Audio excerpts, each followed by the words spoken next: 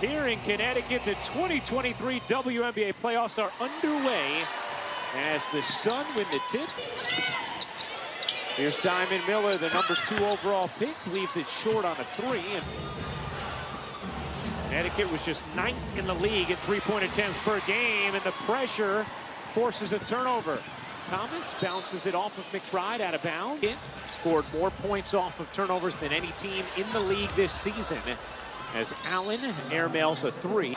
Banham in off the bench as well for Minnesota. Carrington couldn't finish on the reverse. In ball hopping for Connecticut. Bonner knew she didn't have it. Long rebound, McBride. Trap.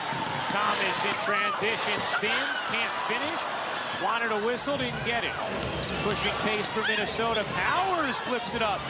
She didn't get a whistle either. Miller left alone in the corner. Airballs the three, and a foul. Shot clock down to 4. Allen, no. 2 rookies to average double figures. Aaliyah Boston the other as Thomas blows the bunny. Carrington, good look into Thomas, who whips it into the backcourt out of bounds. Smart. Nelson Adota secures the rebound. 2-for-1 opportunity for Connecticut, and Alyssa Thomas going to be called for the double dribble. Matched up with Cheryl Reeve and the Lynx. And Minnesota won their 3rd championship. They'd add another 2 years later. This time of year and experienced all the highs and all the lows, and they've gotten better every year as a group. As Carrington left it short, knocked out of bounds by Thomas. Carrington loses it out of bounds.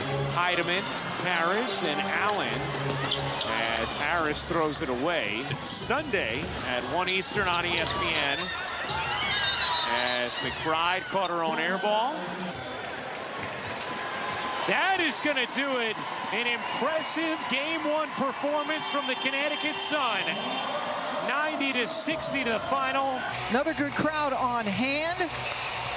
Connecticut wearing their blue uniforms, Minnesota in white, and we are underway in a must-win situation for Minnesota. If Connecticut wins, they'll have an entire week off before the semifinals start next Sunday. Yeah, alongside Angel, that one, yeah, I got in the house and saw the score in the 3rd quarter and was like, wait, what? Yep, Atlanta got off to a huge lead, but great defensive read by Napheesa Collier. Of course, start, if the seeds hold, they would be in New York. Milic. That was, I think Carolyn Peck said it'd be like a $10 move with a 1-cent finish. Thomas missed for Tiffany Hayes. Right back to AT. A little bit too strong off glass. I'm feeling it. But it's Stephanie White out here. Oh, there you go. A little asterisk. You are keyless. That's not a good thing. They got to shoot the 2nd time in this quarter.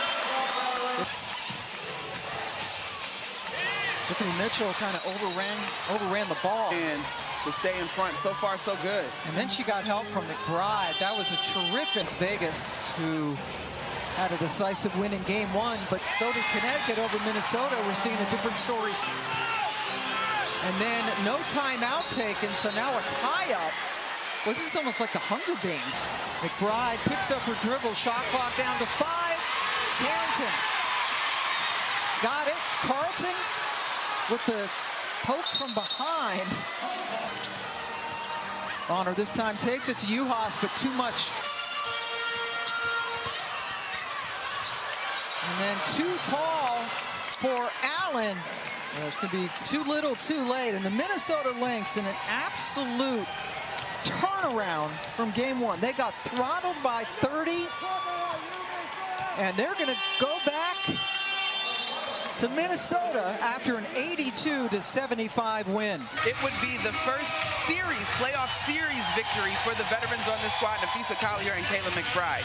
Trying to win a playoff series for the first time since 2017. Visibly limping after it happened. Dejanay Carrington. Game 1, the Lynx had 0 turnovers in the 1st quarter. There's another one. Game 2. Oh, and then she got her hands on the ball again. Here comes the help from Carrington, pardon me, and then another foul at midcourt. Trying to get position on the block, and they throw it to Stephanie White, who is no longer active. Look at the basket. Uhas left wide open, a little bit too much.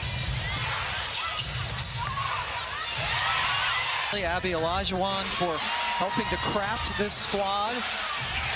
Tiffany Mitchell gets it taken away by Heidemann, and Steph White says, way to go, Heidemann. Gave her a big slap on the back as she went up the court. On her air balls the three. And both teams have been susceptible to scoring droughts, so it's not out of the realm of possibility, but you gotta have high percentage opportunity. Hayes, that was a quick move to get around McBride. Gives him a second chance, but because she didn't draw iron, that's a shot clock violation. McBride, little contact from Allen. Boy, Kayla McBride has found tough going. Sets the screen. Now Collier shoot the three. Inside, Collier, too tall. They will take on a New York squad. They were 0-4 against New York in the regular season. Two of those games, though, were really close. And they'll have an opportunity